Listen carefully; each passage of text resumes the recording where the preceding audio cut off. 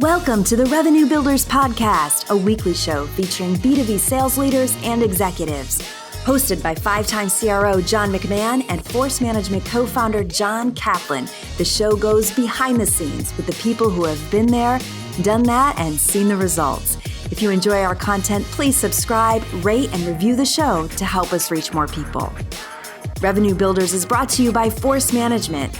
We help companies improve sales performance, executing the growth strategy at the point of sale. Find us at forcemanagement.com. Enjoy today's episode. So, Bob, you've been a CRO yourself a couple times, and now you're working at a PE firm, and you're watching, I'm sure you're watching, the relationship between a CRO and a CEO. Let's talk about what a strong relationship looks like, and maybe we'll probably even hit on, the flip side of what a weak relationship looks like between a CRO and a CEO. Yeah, thanks, John. So, start on anything? Yeah, that sounds great. I would emphasize a couple of key points. I think the first is that the relationship needs to be one of high communication. So, sometimes I'll speak to a CEO or a CRO and say, if weeks go by and you two haven't spoken together, things aren't working well. So there should be a very tight coordination of communication, and the communication should be based on aligned goals. So making sure that CRO is well aware of what the CEO expects of him or her, in that at the same time, the basis for their interaction, the communication, is in review of those goals and making sure that, again, the two of them together are progressing favorably relative to those goals. So that'd be the first thing, just in terms of a general category, communication. The other is this notion of data. The data has got to be at the forefront of the relationship, understanding the key metrics, if you will, that those two are out to try to achieve, and that there's like this objective nature by which they work together. They're looking at the data and understanding from an objective standpoint, are we making progress or perhaps not? Yeah. Okay. So let's touch on a couple of those. Let's start with communication. And on the communication part, there could be many different elements to that. Let's first talk about, what about agreement on the vision and the strategy and the goals? Like, what are the growth goals? Who's the ideal customer profile?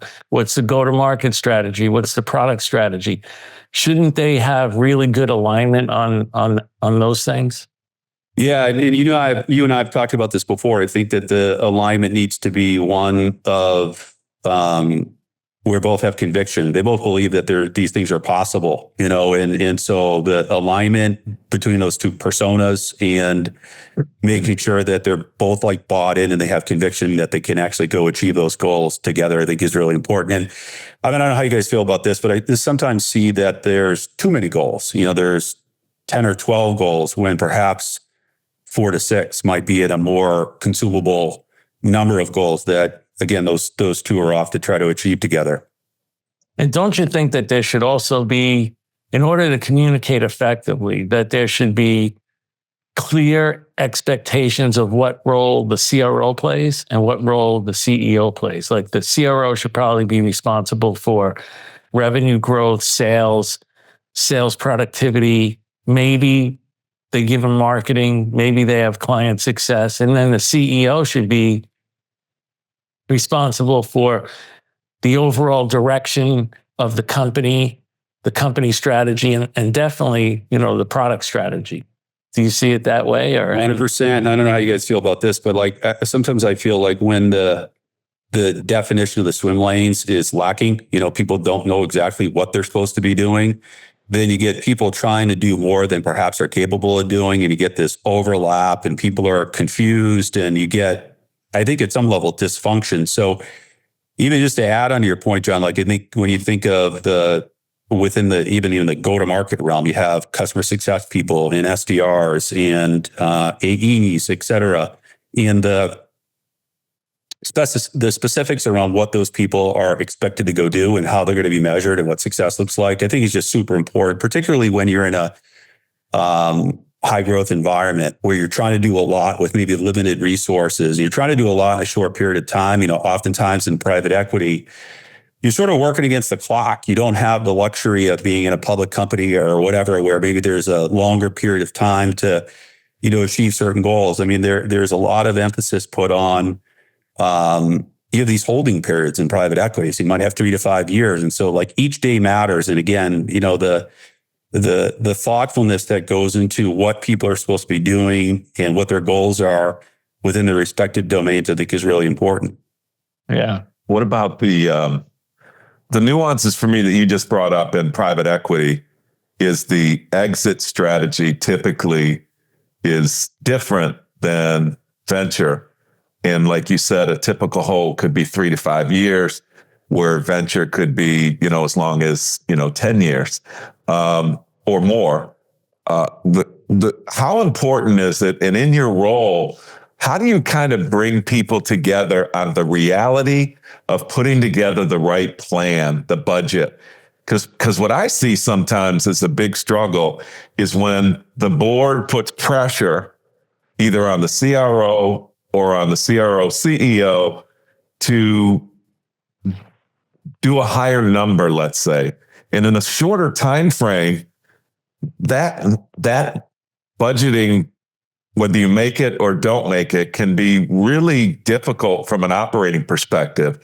Walk us through kind of what you've seen and some of the advice that you give to both founders and to, CROs, or boards and CROs. I think it's an excellent point, Cap. And, just generally speaking, the advice, that I give is that the plan should be brought forward by basically two mechanisms. One is like top down. So the top down is like the board and perhaps the CEO, CFO are establishing a perspective on the market is growing at such and such a rate. We should be growing at that rate or better. Whatever the mechanisms are where someone lands at a top down driven budget, but equally or perhaps more important is the bottoms up approach. So thinking about all the mechanisms and characteristics of getting to a number, like there's a number of MQLs and SQLs, and the pipeline's got to be at a certain level. We need to convert at a certain rate. And, there's a cross-sell, upsell element versus new business. And how many logos did we get last year versus how many can we go get this year? And so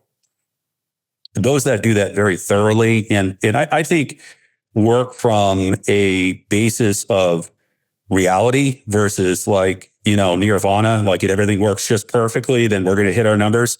Those that have a degree of realism relative to the most recent quarters and most recent years and what we can do to build upon that, again, from a bottoms up approach, looking at all those detailed levers that you can pull to grow, I think is really important. So when you get that conversion to top down and bottoms up, I think you can arrive in a plan that's got some sensitivity to it. So the big one for me is like this understanding of one of the major differences is it's not that PE doesn't look at growth. Growth is extremely important, but one of the major metrics is EBITDA. And so you're balancing growth and EBITDA. And if you get that plan wrong, like you leave yourself no room for some of the adjustments that need to be made because there's really a higher focus on EBITDA. Like what was your learning behind that? What can you share with our audience of, growth versus or growth including EBITDA? How do you manage that?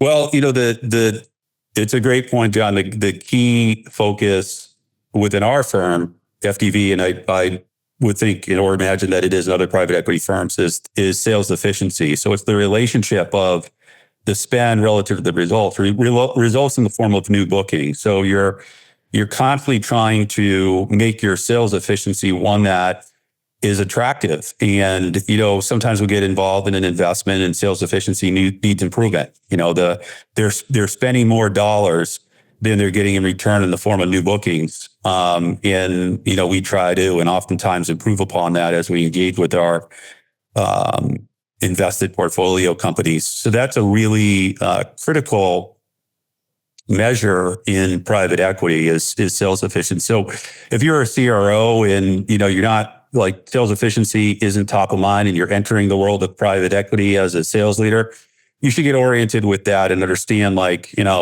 given a simple definition, but try to understand, okay, how do I improve my sales efficiency? And perhaps when you're looking at companies or thinking about a job that you're going to go take, understand what the sales efficiency is, because you may get pressure from the board and from the investor, the private equity firm that's invested in the business to improve your sales efficiency. You have to have that orientation, be thinking about how you can go best impact that. Yeah, and that happens in any company, whether it's VC backed or PE backed.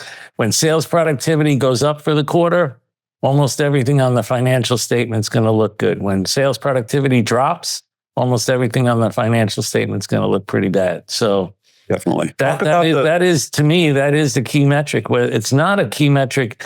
Some people think it's a key metric just for the CRO. It's the key metric for the CFO and the CEO. Yeah. I watched you do that at Blade Logic.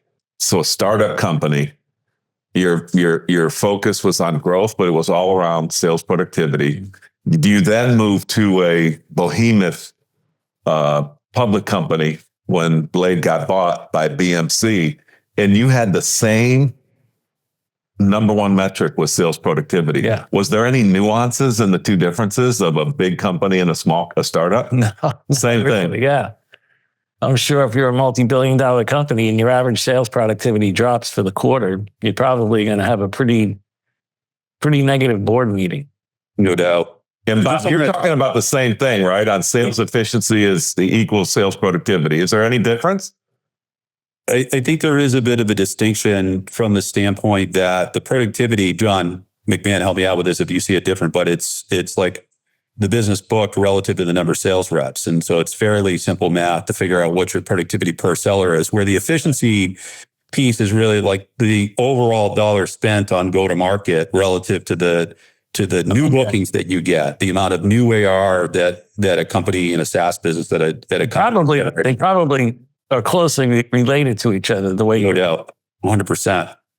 You know, there's other things that go in there as far as like what was the churn, what's the net dollar retention, you know, what's the CAC, those types of things. But I think the premier metric that you're talking about is sales efficiency and sales productivity, right? I remember, while we're on the topic, I remember one of my first board meetings when John McMahon was involved, and after the first meeting, John slid me a sheet of paper, and it was the 5-quarter report, which I still have saved on my computer. So it's the trend of, the key sales measures that I was handed from John McMahon, 10 years ago and still use today. So it's the CAC and it's NRR and it's LTV, et cetera. And just understanding this is, I think when we think about data, one of the things, and, maybe you guys have a point of view on this, is that data is useful, but if you're looking at it in a stagnant manner, it's like, okay, what are those metrics this month? Sort of interesting. But when you look at it based on the progression, are we improving? Or are we going in the wrong direction? So thinking about it over a period of time is really important. That may come across as being obvious to the audience listening to this, but I do see that sometimes, even pipeline. Okay, we have $6 million of pipeline to work with this quarter. Well, how much did we have last quarter? What did the quarter before? How much did we convert? The devil's in the details in terms of the historical element of all those really important sales metrics. Yeah, there's no doubt. And they're all interrelated. Sometimes you can see, I keep adding sales reps. My sales productivity is still holding, but for every time I add a new sales rep, I'm not adding any new logos. So the future's not looking bright. Something's going to break. It looks like it's almost ready to break. That could be a leading indicator, that something's wrong. And I think what you're pointing out here is that between the CRO and the CEO, they need to use, data to drive their decisions, and then also align from those decisions that they make on what the future goals need to be, and be realistic about it based on data. Totally. And yeah, please, John. No, go ahead. Yeah, I just want to ask you about the report. I'm on a line of thought, but I want you guys to weigh in here too. But and again, I say this with complete respect to these founders, in particular, these people that are running these businesses. But sometimes the mistake that is made is that where the data is not in the forefront, decisions are being made. So here's an example. There could be, we want to drive outbound funnel development. Therefore, we're going to build an SDR function. And the SDR function might just be getting to a point where it's starting to get to a point of providing a return. But because the data is not there, the founder or CEO or the company in general might say, okay, shut down the SDR organization, tell those 4 people they don't have jobs anymore. And you're just at the edge of starting to see that that return. So the point is, like, those leading indicators are really important in the form of data, like how many calls are we making, how many discovery meetings are taking place, how many are converting to SQLs and moving through the sales process. And some companies will listen to this and they've got this stuff nailed, but I can tell you there are some companies that don't. And so, like, the data, really important. And I think that I often see situations where the measure of one's success is based on lagging data. Do we hit our bookings or not, or things of that sort. But there's so much information in the leading indicator form that gets overlooked oftentimes, and there's kind of a void of data in some cases. Well, you also see it if the CEO and the CRO are not communicating. This happens in PE firms and VC firms, where let's say they had 10 fully ramped reps, and it's now November, and they're on a calendar fiscal year. CRO's not involved. They did 10 million average productivity, $1 million each. CEO goes into the meeting, comes out of the meeting, says, Bob, we're going to do 20 million next year. Bob says, how are you going to do 20 million when we did 10 million with 10 reps? Yeah. Then they realize that they made a mistake because they have to hire 10 people like really fast, but there's a ramp time of 6 months. So they should have hired those people back in July. So now the CEO says to the CRO, well, just hire 10 reps now. And you're not going to get 10 good reps now. You're going to get some Bs and some Cs. The managers are going to take the aggregation of the sales reps' quotas. They're going to horsewhip the guys and the gals to make the number. They're not going to make the number in the first couple quarters. You're going to miss. Productivity is going to be down. Costs are going to be up, and you're going to have a really horrible board meeting. And that's only because the CEO and the CRO weren't in discussions as to, how are we going to align around future goals? Yeah, and you taught me this many years ago, and I try to emphasize this point, which is it's important to make the numbers, not just so that the board, or that the operators within the business feel good, but because it's building momentum, and the morale is a relationship to the success of the company. So when you have these companies that have set the bar, and it's not even like a high goal, it's just maybe an unreasonable goal or unattainable goal, and they go quarters, in some cases years, without making the numbers. I think those companies have to kind of reorient themselves a little bit and think about, like, okay, how is this impacting our morale? Because you can build momentum, string a few quarters together, and you're making your numbers quarter after quarter. It's amazing. And God knows we experienced that at PTC, John McMahon, under your leadership, when you got this, quarter after quarter after quarter, you get some serious wind in your sail, so to speak. Yeah. What about the 5-quarter report? Like, for people listening, what should be on there? How should you get the data? Where should it come from? And how should it be used all the way up at the board level? The point I'm trying to get to is, can you kind of manage up, if you will, if you're a CRO, where you get everybody looking at the same things instead of every different board meeting, let's look at these 5 things, and now we're going to look at these 5 things. So they send you away, and you got kind of like rock management, where you go find some new rocks and then come back. Like, what advice do you have for CROs to really nail that and then you utilize it? I love that point, because it does happen a lot. You're kind of scrambling, and all the work you're putting into the board meeting is just for the board meeting. Again, I don't know if this is great advice, but I say, listen, like, what we look at in the board meeting shouldn't just be for that moment in time. It should be the way that you guys run your business. Like, if you're not using this data to run your business, then shame on us for missing the mark. But I think I'd say a couple of things, Sean Kaplan. Like, I think less is more. Like, I don't think you need to have 50 measures. I mean, I think let's get some consensus and orientation around really the things that matter most. But they should be numerical. You know what I mean? It should be things like CAC, what's our customer acquisition costs. The GRR and NRR statistics are really important, making sure that those are being measured closely. LTV, sales efficiency, et cetera. Like, those are examples of things that should be on a list of 6 to 8 really important measures. And, in terms of how you get those as a CRO, you should be getting contribution from finance. Like finance CFO should really like closely working with you on that, making sure that you and he or she are closely aligned on those goals, and that person is a mechanism to bring them forward. And maybe the last thing I would say, just on how do you pull that together, some companies will have their CRO trying to be something that he or she is not. Like they're super good hirers, they're great leadership skills, awesome in front of customers, and then they're trying to quickly become superstars when it comes to data. And in those cases, sometimes I will suggest that maybe have a rev ops person that can fill that void, to could supplement the value that a CRO has. Like, let's not bring down the real value points of the CRO by trying to take him or her off to do some things that maybe a rev ops person could do or a finance person could do perhaps better. And so like thinking about in that context, it's just like 1 + 1 = 3. Like, how do we get CRO doing what he or she can do really, really well?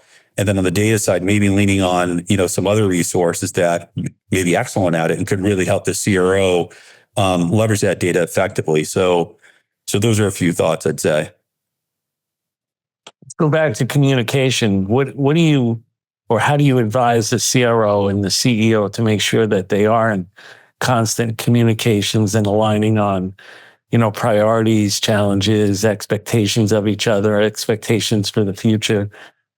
Is there anything you recommend to them or advise them to do? Yeah, well, I think it'd start with the basics, John, which is that for those that maybe are entering their first job in venture, private equity-backed business, or there's a founder that's the CEO in particular, here's a few obvious things, like make sure you have empathy and appreciation for the hard work and effort that person has put in to build his or her company to where they are. My God, these founders have made a lot of sacrifices. I'm not saying that, people might make the mistake, but really being aware of that, socially aware, listening to them and understanding, I think is really important. I am back to, though, when at the essence of a strong communication is align goals,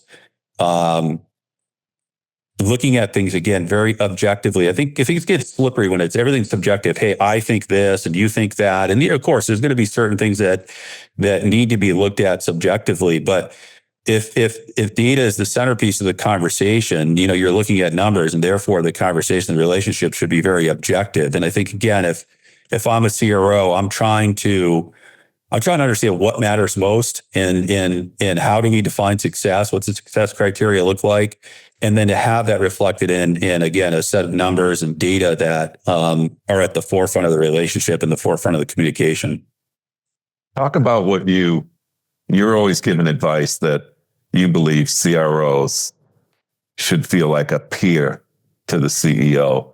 Like, tell us about, like, not all of them are, but like, how do you give that advice? Yeah, what I see a lot of times, Bob, is that especially with first-time CROs, they actually don't see themselves on the same level as the CEO. And they sometimes come to me and say, this is wrong with the product and this is wrong with the company, and here's some things that, we need to work on. And I say, well, have you spoken to the CEO about it? And they say, no. And I say, why not? Well, and they give some excuse. But what I really see is that they don't really see themselves on the same level as a CEO. And I say, look, you're not doing yourself any justice. You're not doing the CEO any justice. You're not doing the company any justice. If you don't express your opinion of the way in which you see the business, the things that are going good and the things that are going not so well. Because if you don't do that, then the CEO, doesn't understand what your opinion really is. And so if you don't, you have to see yourself on that same level on the executive team as a CEO. But at the end of the day, the CEO gets to make the final decision, but at least you expressed your opinion. And the CEO is paying you to express your opinion on what you think. But man, I've had to coach so many people up on that. I love it. And like, maybe just to add on, the thing I try to convey is, you got to put the company first. This sounds a little bit like motherhood and apple pie, but when you go to work as CRO, the company matters the most first. And like you individually in your department and your salesperson and your SDR, those things are important, of course, because they're part of the overall company, but they matter less. And so you always got to put the company first. And I think if you can have that orientation, as you say, John McMahon, which is like, I got to think about like the company's best interest and put myself in the seat of the CEO and really kind of align on that thought process. I think you're naturally going to lean in the direction of like, okay, what's really best for the company?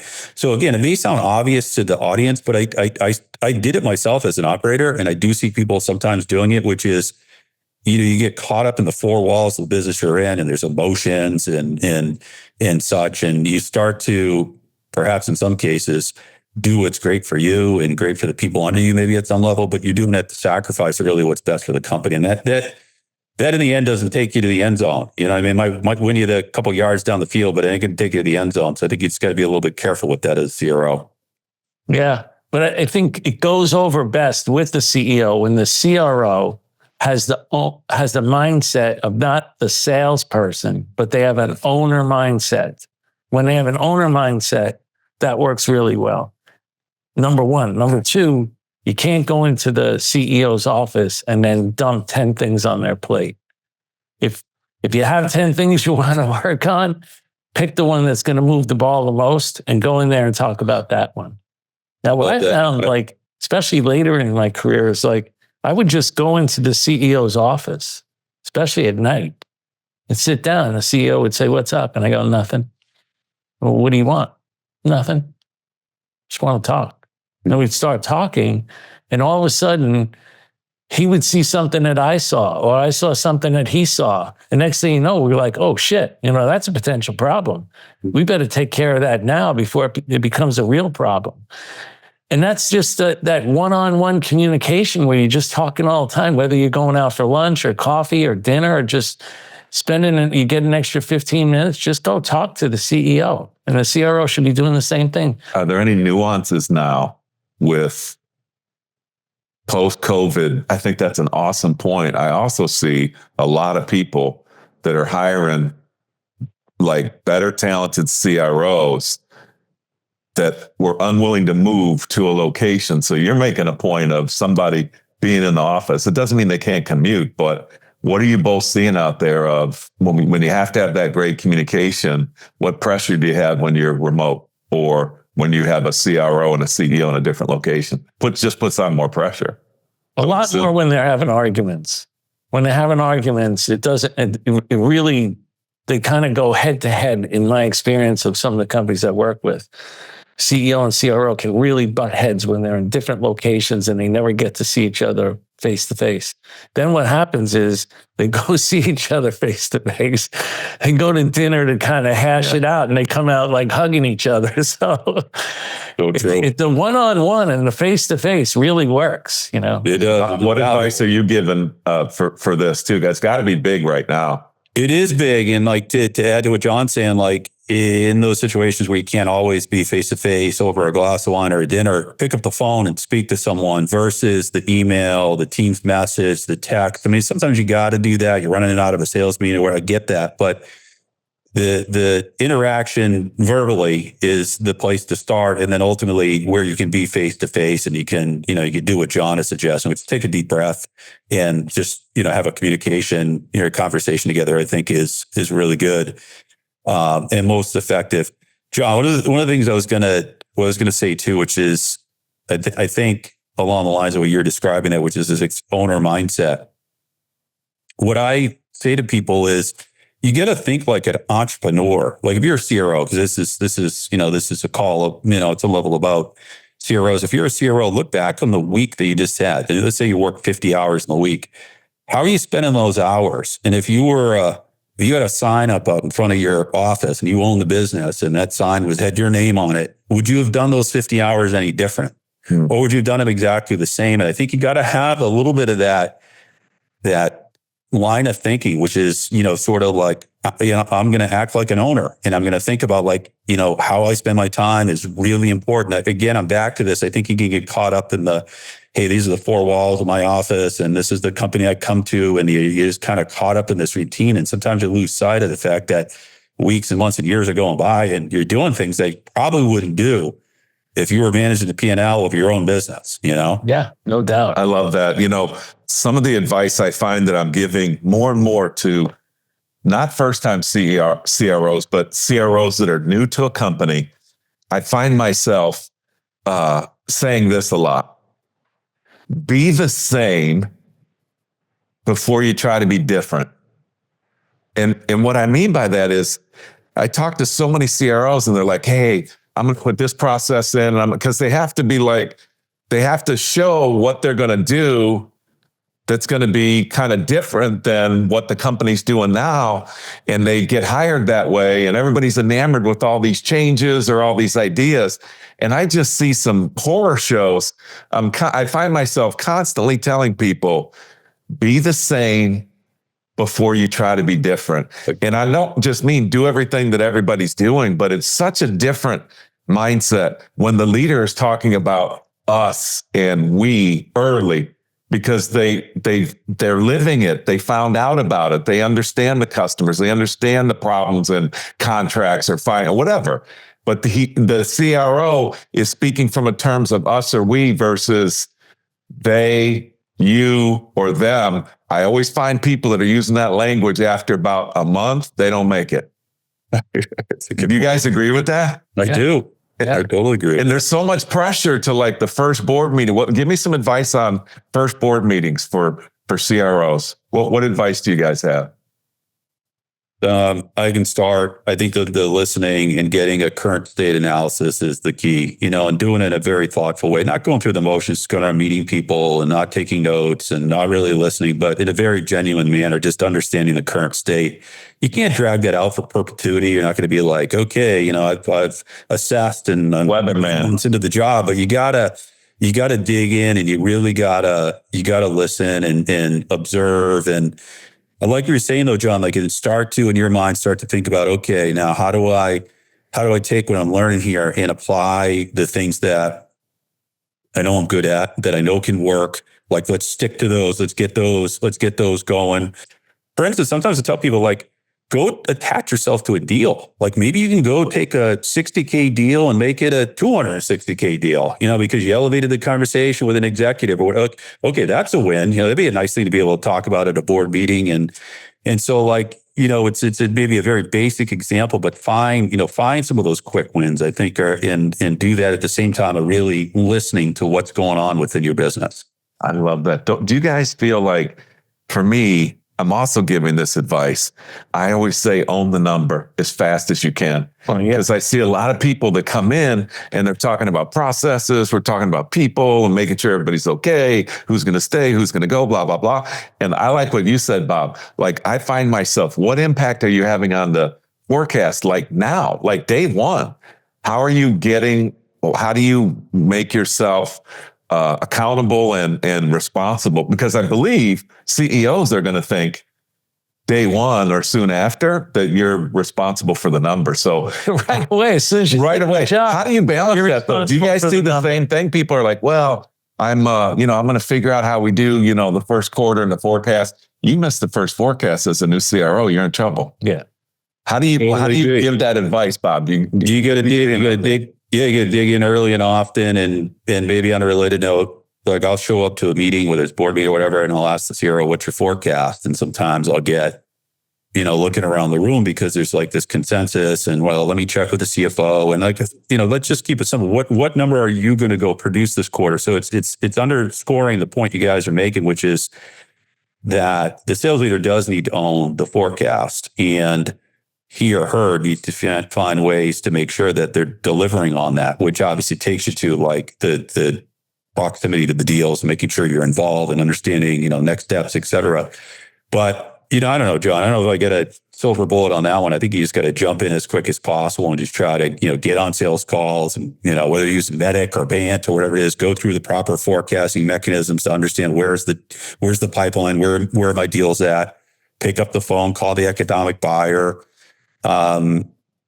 It's like the old line Dick Harrison used to say, which is the customer know they're buying. That as funny as that might sound, it's like, you come in as a CRO calling the customer to find out, are they actually going to buy what's on our forecast and the time frame we're thinking about? Just things like, again, basics, I think is really important to get a grasp of the forecast early on as a CRO.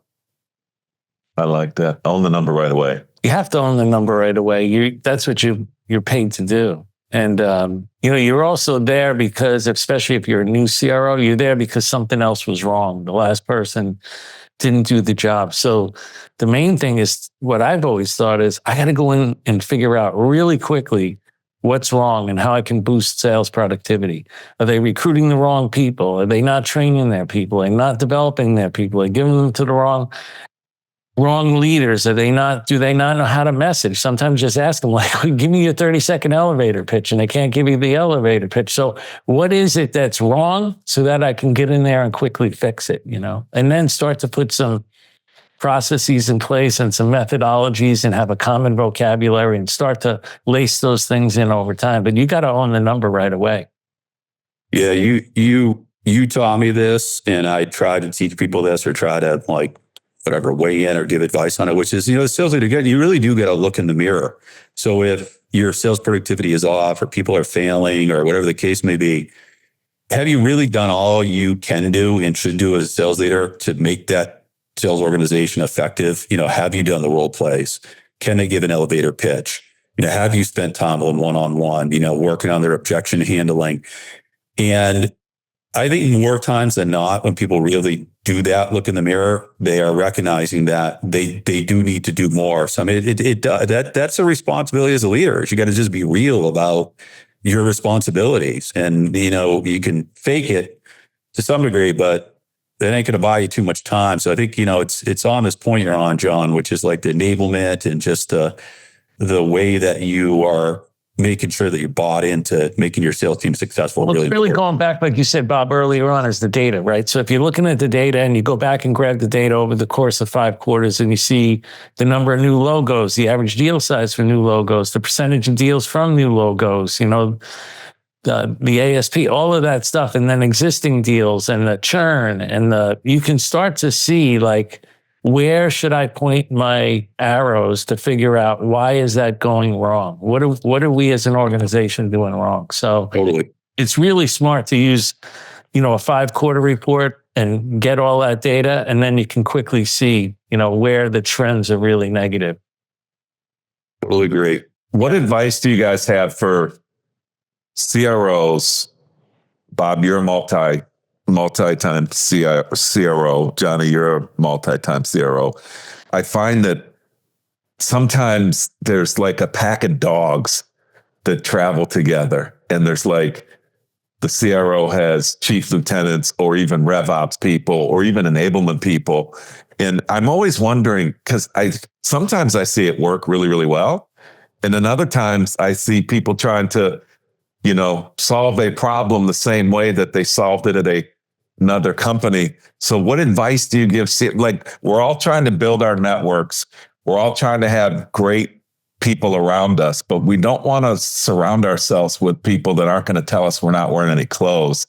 So what advice do you have for leaders that are building their teams and building or CROs moving from one opportunity to the next? How do you pick the right people around you instead of just saying, I've got my team? Like in the NFL, there's like, I'm going to tell you who my team is before I even understand what's wrong with the team. I got my coordinator, but you don't know what the personnel is yet, let's say. So yeah. Bob, what advice do you get? And then Johnny, what advice do you guys have in making sure you're surrounding yourself as a CRO with the right team? Because you don't get do-overs. No. You bring somebody in and it was your person and it doesn't work, that's a major strike against a CRO. It's not great. It's a super point you're on. And my response to it is also in relation to the CEO that's hiring a CRO. So even just in that context, which is, let's use the acronym of ICP, which, John talks about in his book. When thinking of the customer profile, the idea of, and there's characteristics and traits that you need to think about. I try to use that same concept when it comes to hiring, like define really what is the ideal candidate profile? What are the traits and characteristics and experiences? And nail the hell out of that before you go rush off and shoehorn in a CRO or a customer success person or an AE. Like, to me, it's all about the compatibility, and the compatibility starts with understanding what does the business really need, and to be real about that. If you're a new CRO, to ultimately get to the point, John Kaplan, you're making, if you're a CRO, don't rush to, hey, I got the solution. I've got this bullpen of resources I'm just going to bring in here. at the expense of not knowing what are the problems you're really trying to solve first. And what is that ideal customer profile in all these different areas, these pieces that you got to go fill. Like, have the patience to get that nailed first before you start to bring people in, because it's going to catch up to you in the end. If you make those mistakes, you get this person's out, that person's out, because you didn't do the hard work up front. And I think that's really important. I think that goes back to looking at the data and figuring out where your issue is. Your issue may not be, which is what a lot of people do. They just bring in some of their leaders from the last company they were at, and maybe your issue is, if you have a subscription business, maybe it's client success. Could be that. And you really need a client success person, but you're bringing in new sales leaders. The one thing that I've seen, no matter who goes into a new company as a CRO, is there's going to be 3 sets of people. There's going to be people that no matter what you say or what you do, they're not changing. They don't want new leadership. They want to do it just the old way, the old-fashioned way, and they're not going to change. And they're going to hope that they're going to be your naysayers, and they're going to hope that you fail.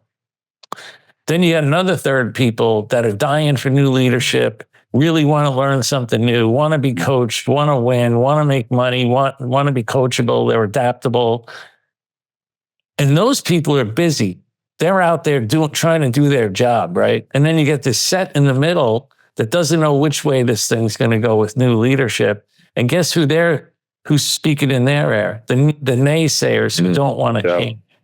So it's very, very important that early on you can go get some wins from people based upon you implementing new processes, new training, whatever it is, new client success person, whatever it is, to get some new wins to prove to everyone, hey, this does work.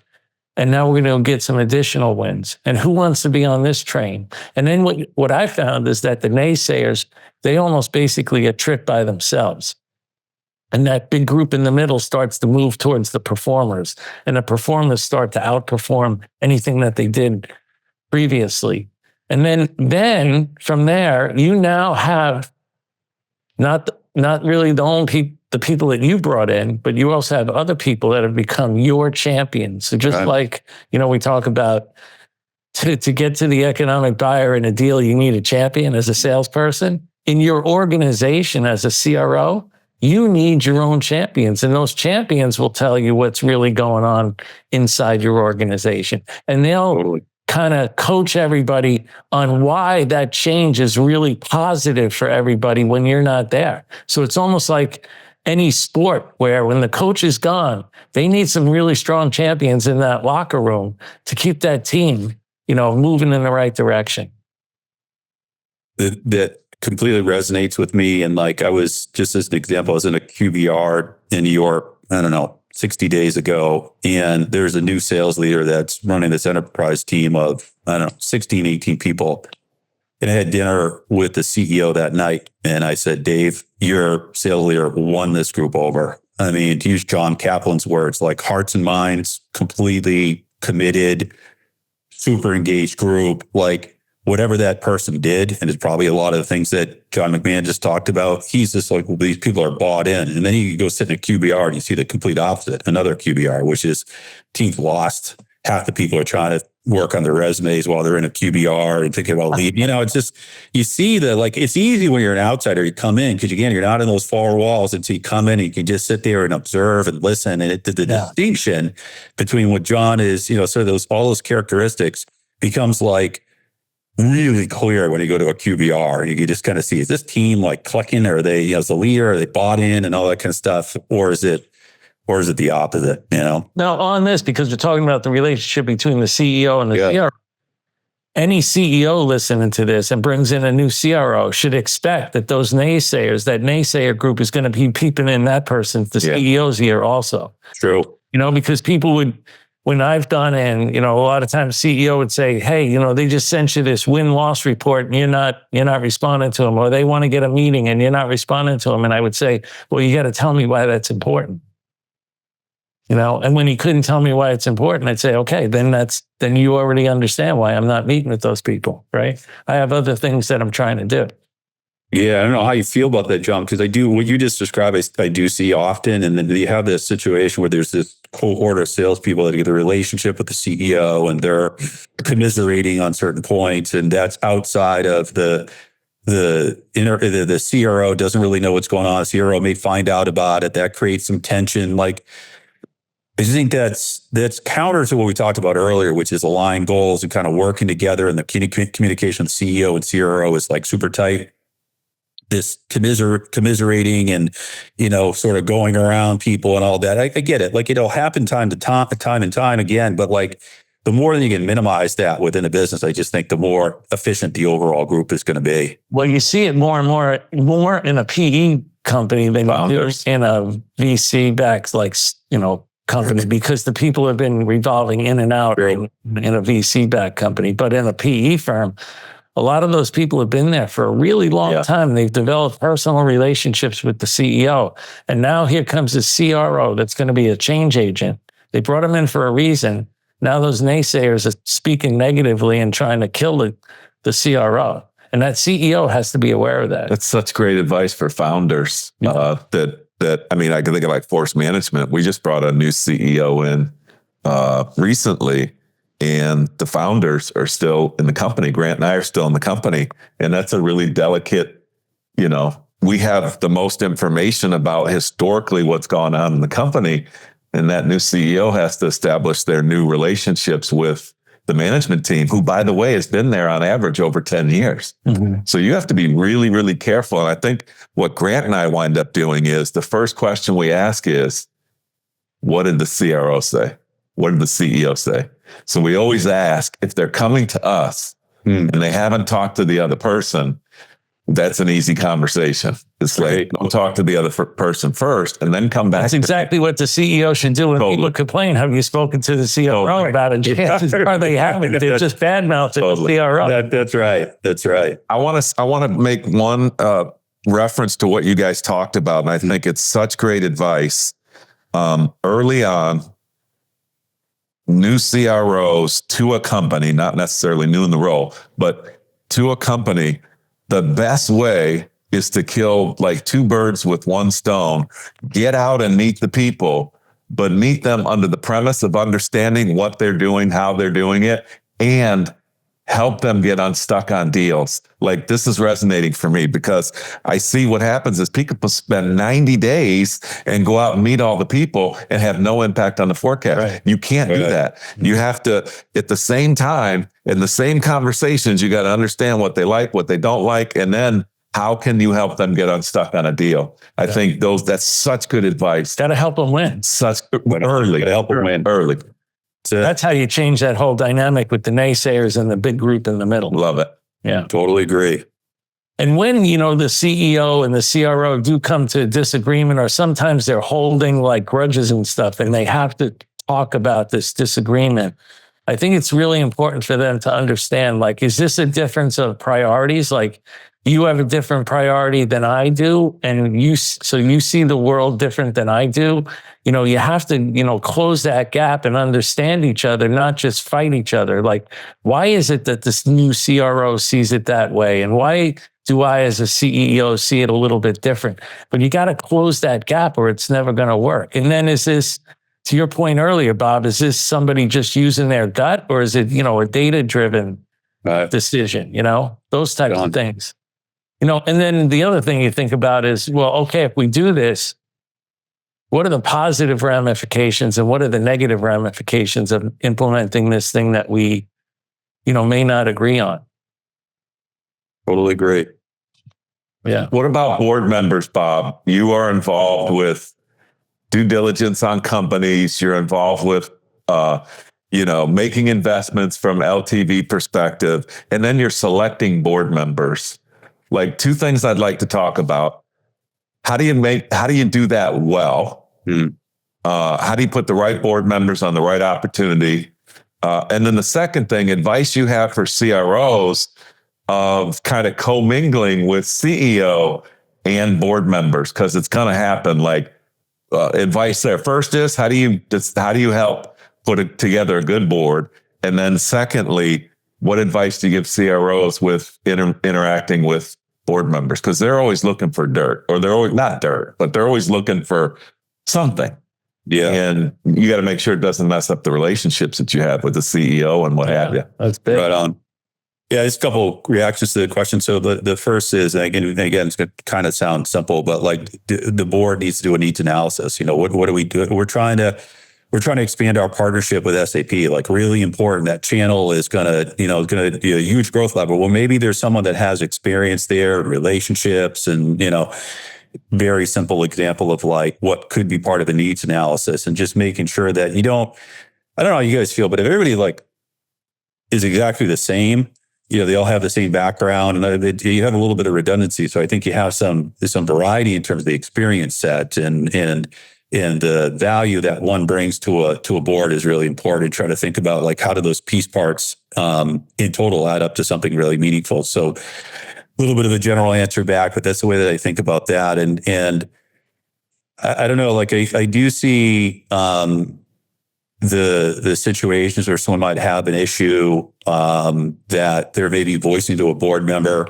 Maybe it's the CRO, maybe it's the CEO, but again, it's going to sound really simple, but have those two actually talked. And to John McMahon's point, if they got to the root cause of the disagreement, like, let's really try to understand, where's this person coming from? Like, why are we disagreeing? And what's at the core of that, I think, is really important.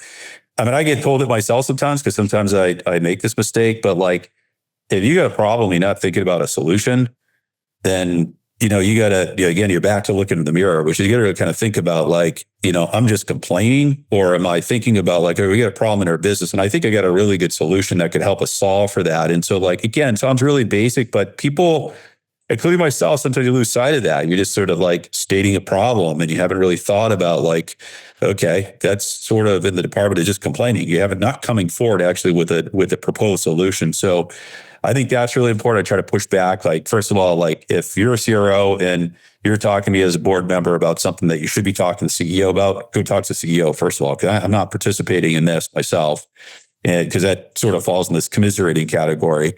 And secondly, if you're bringing something to me that starts to look and feel like you don't have a solution, you're just stating a problem, then I'm sort of suggesting you ought to look in the mirror, because you're really just complaining at the end of the day. So it sounds a little harsh, but like, keeping those things in check, I think, is really important, because otherwise you can run into areas of dysfunction.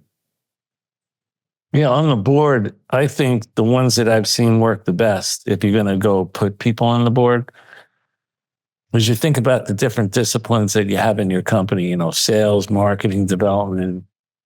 And then I've seen it where the really good CEOs bring in, someone for sales to help the sales leader, someone for development to help the development person, someone for marketing to bring in the marketing person to help the marketing person. So aligning the board to the different disciplines in their company, so they can not only be board members, but be mentors for those different disciplines. And I've seen that work pretty well. Now, for that to work well, the CEO has to be very secure in their job, because a lot of times there's a lot of CEOs that don't want anyone from their company to talk to the board.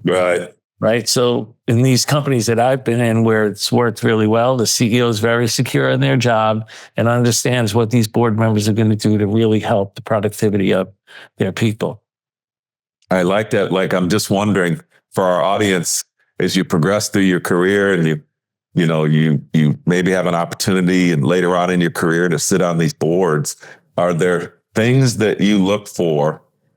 You just mentioned one, a CEO that's very secure in their skin or what have you. Are there other things that you see as like great characteristics, and then some that you see as red flag characteristics? And that could go with people just interviewing, to not just from a board perspective, but people joining a company from a CEO. What's like a great CEO and some red flags? I think when they see things in the market, so they understand, which is really important, because I've seen some board members that come onto the company and they have no idea what business the company's in. Because they're asking questions and I'm thinking, oh, I'm not so sure they know what business we're in. But there's other people that you can bring on the board that have fantastic insight into the industry that company is trying to, penetrate. And I think those are the ones. They might be around a certain discipline, like I said, but they also have really amazing insight into the market. I agree with that. And the CEO and everyone else, really good insight. Bob, what about from a CEO's perspective? Are there some characteristics of somebody that's going to be better at being open and taking advice, and people that are not. Like, you got to make an investment in a company. I'm sure you're looking at the founder or the CEO and what's going to determine whether or not they're going to be good going forward. Give us some secret sauce on that. No, and we do personality tests and Hogan tests, et cetera, to really understand, at sort of a deep level, like, well, what is the makeup of this person? And, again, I think it's back to compatibility, like, the makeup of the person and what, the testing suggests. We just want to make sure it's compatible with what we're trying to get out of that investment and things that need to occur. And so a lot of those things are, common qualities, John, as you would expect. And, those that don't meet those common qualities, obviously we gotta make sure that those are taken out. Those people are taken out of the, the consideration for the roles that we're looking to fill. But yeah, I mean, I do think that the confidence is an important one, and being open and just, having a mindset, which is like, sort of a winning mindset, which is you got to understand that, you get a group around, you get the employees, you get the board. Like, how do I really leverage all these resources that I have in the most useful way to get the company where it needs to go? So, it sounds obvious, but again, I see versions of that. I see those that crush it and do really well, and I see some versions where I'm a little skeptical. Maybe there's a lack of confidence in them, or whatever the paranoia, whatever the right word is, that is serving as a limitation. I like one of the things that I see is that people that bring on people to learn new things from the people they bring on, or they're looking to bring on people just to fill specific roles that if I had time to do it, I would do it. Yeah. Those are two different people. And when you can go work for people that are bringing people on that are looking to learn from the people that they bring on, that's always a better environment than the other way around, versus I know everything. I started this as a founder. We grew. It just got too big. I could do your job. I could do your job. I could do your job, but I don't have the time. Yeah. But I'm going to give you my opinion on what you should be doing in your job. I think that's a big telltale sign that that's not the person I'd want to work for. No. Yeah, I'd agree with that. Good job, Bob Ranaldi. I was glad when I got the call. I felt like I was getting called up to play with Gretzky and Messier. Like, hey, we need you on our. You're amazing, buddy. Well done. Thanks, buddy. Hey, John, thanks for having me. I enjoyed it, and it's great to see you both. Thanks for listening to today's episode. Be sure to check us out at forcemanagement.com.